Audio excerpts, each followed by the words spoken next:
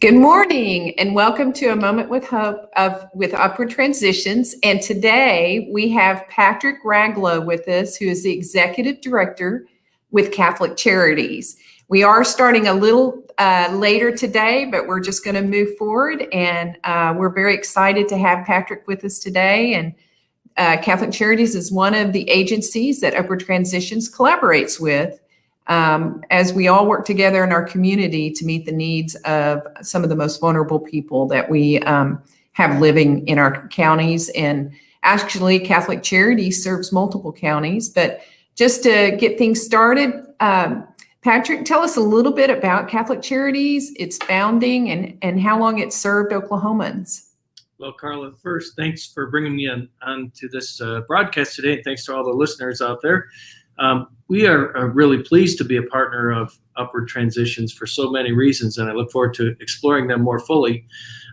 But Catholic Charities began in 1912, so more than 110 years ago, 109 years ago, and it was an orphanage in Bethany run by a group of Roman Catholic sisters, nuns in habits, the black and white photos that everyone's familiar with.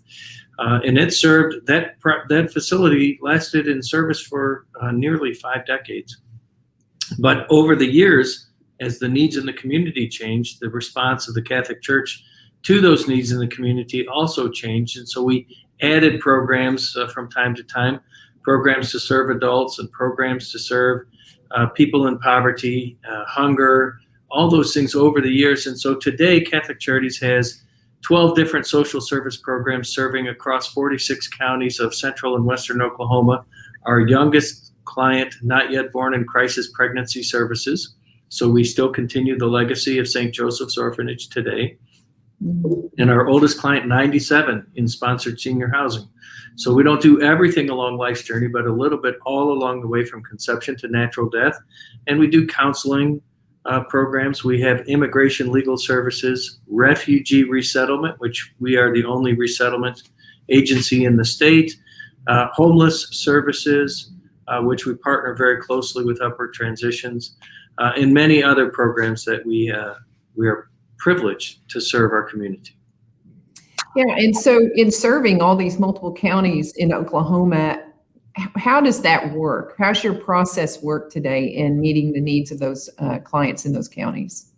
So that's an evolving process, especially as we went through the last year of the pandemic, and we learned many, many things about how to engage through social media, like we're doing on this broadcast, but also through HIPAA compliant means to do case management, counseling, or even immigration legal services on a secure video feed through your cell phone. So it helps many people because then they don't have to travel to the office to get service. They don't have to take as much time off of work or get the kids in daycare or any of those things.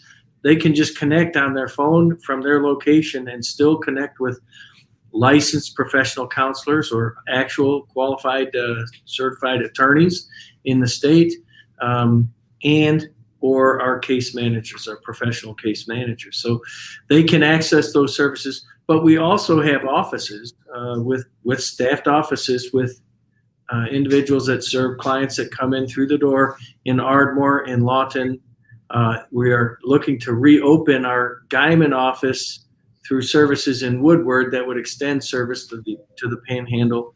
In Enid, we also have services in program service locations in Norman and Midwest City. Yeah. So definitely Catholic Charities has invested in the lives of Oklahomans for a long time. They've been serving them for a long time. So in your communities that you're serving, or Oklahomans, what seems to be the biggest needs that you're encountering right now? Well, one thing I'll say about the pandemic is everybody in the course of this pandemic over the last 18 months felt vulnerable for reasons outside of their control. And as you well know, Carla, that's who we serve and who Upward Transition serves all the time. And so perhaps people in Oklahoma will have an empathy for those who are feeling vulnerable for reasons outside of their control, not related to the pandemic, for poverty, for lack of education, for lack of access. for addiction, for mental health issues, for any of a number of reasons, that we reach out and are present to those individuals. So that's one perhaps outcome, a positive outcome that we may expect from this pandemic. We find transportation is a big challenge for those that are trying to re-engage. Catholic Charities is proud to be a part of the Chamber of Commerce and Rotary and those things, because while we can access our clients or help our clients access public support, whether that's housing or SNAP benefits or those things, and they're very, very important, very necessary, helping our clients reintegrate into a thriving economy is that next step to self-reliance, less dependence on others, that type of thing. And so helping folks reintegrate to the economy, but transportation is a huge issue for a city of our size. Yes, and as many square miles as Oklahoma City even covers, it is a challenge. So speaking of poverty, how prevalent is that cycle of poverty in the needs of the people or the clients that you serve? So a great question. And one thing that I have really tried to be intentional about is I don't like to say that Catholic Charities is here to end poverty, because poverty won't end. We could end it today, and then somebody will get cancer tomorrow, lose a job, have an accident, and so poverty will begin anew.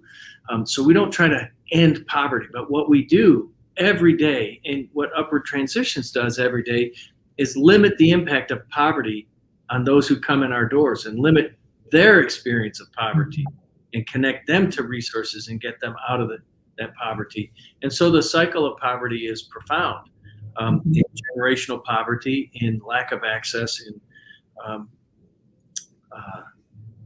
structural impediments to getting back on their feet. And so we try to address the whole person concept. And so we begin strengths-based strengths needs assessment for the clients that we come in, that we focus on what they have before we focus on what they don't have. And we try to build on their successes in an individualized, personalized plan to help them take those next steps. And what our idea of their next steps might be may not be their idea of their next steps. So we always do a client-centered and let them choose the path forward, because that's going to be a much more sustainable and much more effective approach. And then, as a faith-based organization, we believe the family is the basic unit of society. So we're not all free of beaming around out there. So everything that we do tries to strengthen the family, and not a predefined what the family looks like, but what the family they have. And so we try to strengthen the family, not just the individual. And when you strengthen the family, the individuals are much less likely to need outside assistance, because the family is right. We try to focus as an agency here at Upward Transitions in the same way on families with children, because keeping those families in their homes is important, because when children become homeless, it continues the cycle, because it causes so much trauma and impacts their life on such a level that they are often at risk of becoming homeless, or that continuing that cycle of poverty. So it is so important to intervene in that cycle and build up that family to try to keep them in their homes. So, speaking of Oklahoma's poverty rate, we're like 5 percentage points above the national average of the poverty rate in the country. So what do you think is contributing to Oklahoma's rate there? Like, why are we higher than the rest of the country, you think? So it's obviously a multifaceted problem. And I was born in Ohio, and I came to this great state of Oklahoma through my involvement at Tinker Air Force Base. So I'm a retired Air Force colonel.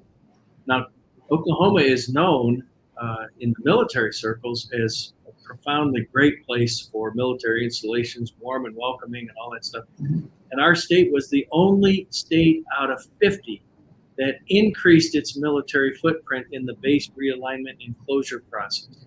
So we accessed federal dollars for the defense sector in many ways, for jobs, for all those other type of things, in a way that no other state was able to top. Best state in the country to access federal dollars for the defense infrastructure. But Oklahoma has a little bit of cultural cooties against federal dollars for other non-defense, non-infrastructure, non-construction type of resources. As an example, only recently did Oklahoma expand Medicaid for its citizens 10 years after. And I understand all the philosophical arguments against Obamacare, as it was called. I get all those philosophical arguments. And many people would say, well, we ought to have a better conservative solution to such and such and such. But we didn't produce one. Right. Years, we didn't produce one. So we sort of have a little bit of we don't understand that the qualitative effect of accessing federal dollars in complement with the actions that we're taking in the state may raise up the level of those folks that we're serving and then require less federal dollars and state and local dollars because they're performing more effectively. And you can see an example of that precisely in the criminal justice reform efforts in our state. Yeah. It's just helping people become productive citizens, contributing back to society again. Right. Yeah. Yeah. That's interesting. I was curious what your thoughts were on that.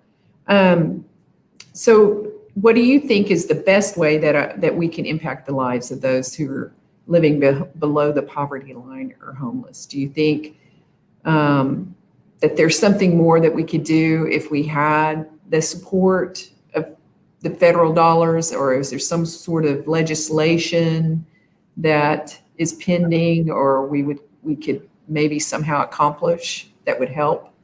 So I don't want it to sound like I'm just saying that federal dollars are the answer. If dollars were the only solution to the problem, we'd have probably solved it a couple of $1 billion ago as a nation, right? But we've got these challenges.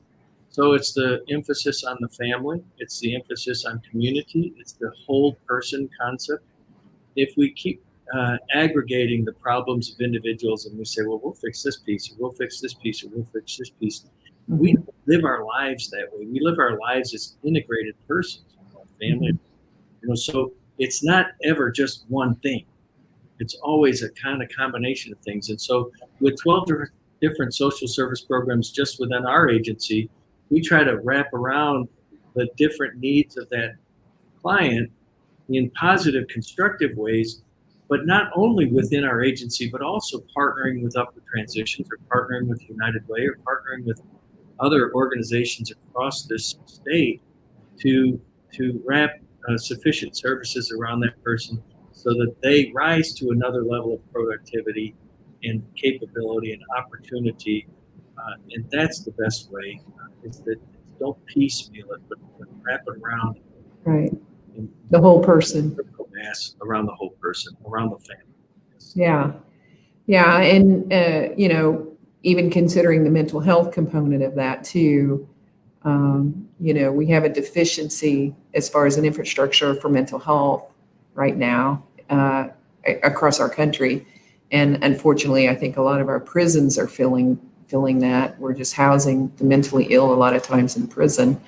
So, I know that those topics, all those multiple faceted contributors to poverty and homelessness, I think there's a stronger voice. And I think the pandemic actually helped create this pause for a moment where actually voices were being able to be heard that hadn't been heard before. And so I'm hopeful and encouraged that perhaps we can come up with a better solution, to the case management that we are doing is the most effective way to keeping families in their homes, getting the homeless, into housing, and doing that. This wraparound type case management has been successful, and it's a positive thing in our community. So we work together. Can you share just a little bit about how Catholic Charities and Upward Transitions work together? And if you have a client story you'd like to share with us today, we'd love to. Sure. Well, first of all, again, really pleased to have this opportunity to brag about our relationship with Upward Transitions and and celebrate some of the success we've joined together. I will credit Upward Transitions is the best in the state at the Traveler's Aid mission, which is the origins of Upward Transitions. And there was some time where as Upward Transitions became Upward Transitions that did the Traveler's Aid piece fit. But that's a special skill set, and it's always the call at 3 o'clock in the afternoon with a frantic family of 5, broken down or needing something, and it's not something my case managers do every day. So we're really grateful that Traveler's Aid has retained that expertise. You are the best in Metro at what you do of connecting travelers in need, and that's always going to be a part, and I'm grateful of Upward Transitions mission. But last fall, to tell a story that we worked together, and again, the complexity of this whole thing, we had a client who was a military member in law training, and her mother was here with 4 children, other children of this, the one that was a military member, and sadly, very sadly, she contracted COVID and passed. And suddenly, these 4 children didn't have their mother, all that stuff, and they had moved to the state. They didn't have extended family. The military member reached out to us, and we reached out in turn with Upward Transitions. Upward Transitions assisted this family, and they brought somebody from South Carolina to reunite with these 4 children and then get them back to the larger family structure that they had in South Carolina. But it was Upward Transitions transportation sort of expertise that was necessary, the case management working with the military member, connecting her with resources, and of course the children that were traumatized by the loss of their mom, the inability to say farewell because of being in the hospital when you couldn't have visits. I mean, all of those trauma factors. So our counselors were involved, our case managers were involved, and a very sad story and a terrible one to share in the sense that it happened, but a beautiful story to share in the sense that as such things happen in life, Catholic Charities was able to be present to their need, and in partnership with Upward Transitions, be present to their need. So we were able to reconnect family, and we always work with them, connect those children back to a support structure that would support their ability to properly grieve and reconnect with family, and then in their own continued life journey. And the military member, the female soldier at Lawton, was able to sort of get back in the groove and get on with living her life again, always with the loss, but still with the hope and a path forward. So, yeah, and bringing that stability is what we do to families. We help stabilize them in crisis when they're in crisis, and we love working with Catholic Charities, and that's the part that is so rewarding for doing the work that we do, is that we know that even though they have a long way to go, sometimes we're there with them on that journey. And we have people even check back in with us a couple of years later, and they're still in their homes, and their families have a better job. They've received certain education or training that's helped them make a better salary. So the work that we do works. We are seeing improvement in the lives that we walk along this journey with them, and we're very fortunate to be able to work with Catholic Charities in the process.